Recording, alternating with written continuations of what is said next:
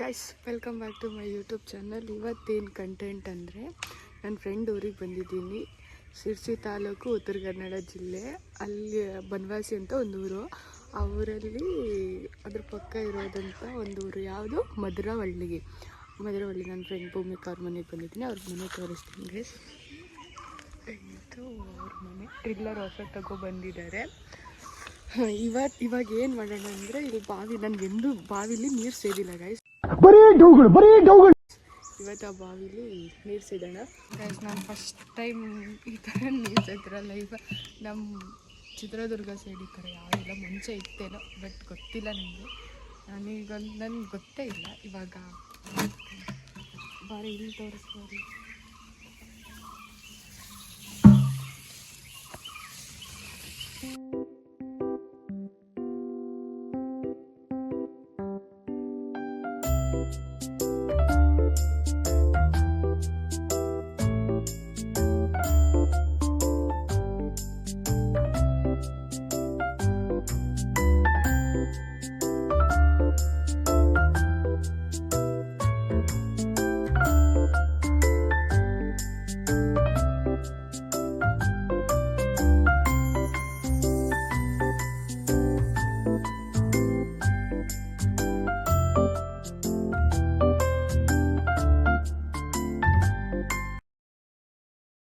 ಏನೋ ಏನ್ ಸ್ಮಾರ್ಟ್ ಆಗಿದೆಯಲ್ಲಿ. ಆಫ್ರಿಕಾದಿಂದ ನಡ್ಕೊಂಡೆ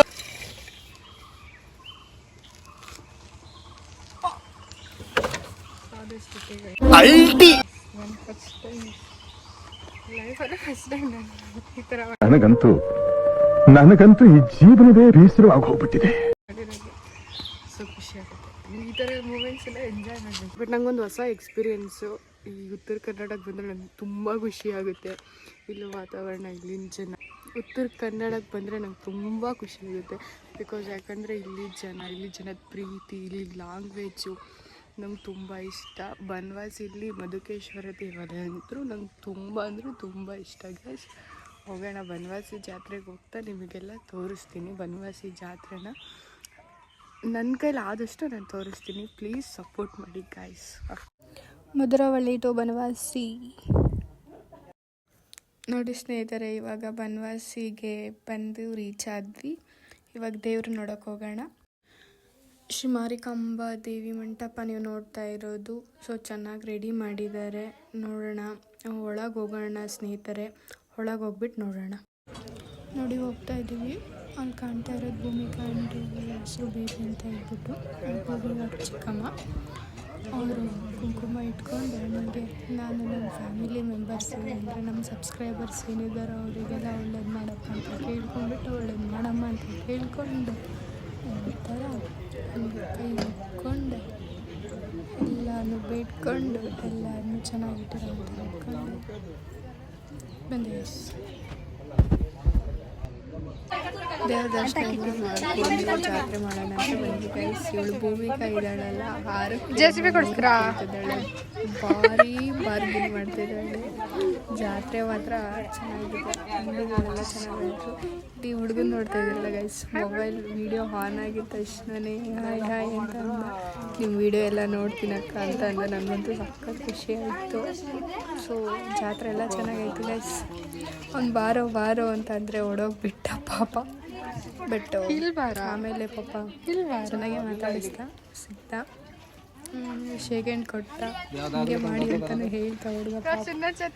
ಸಖತ್ ಖುಷಿ ಆಯಿತು ಗೈಸ್.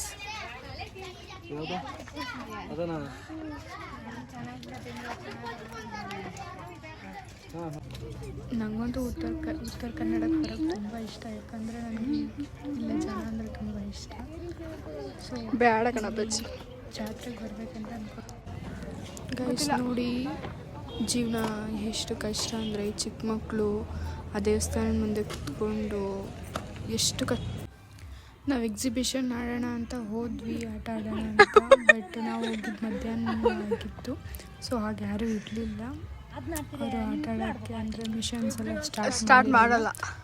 ಸೊ ಸುಮ್ಮನೆ ಬಂದ್ವಿ. ಆದರೂ ಅದು ಬಿಸಿಲಿಂದ ಏನು ಬೇಡ ಅನ್ನಿಸ್ತು. ಹಾಗಾಗಿ ಹಂಗೆ ಬಂದ್ವಿ ಗೈಸ್. ಆದರೂ ಚೆನ್ನಾಗಿತ್ತು ಜಾತ್ರೆ ಮಾತ್ರ.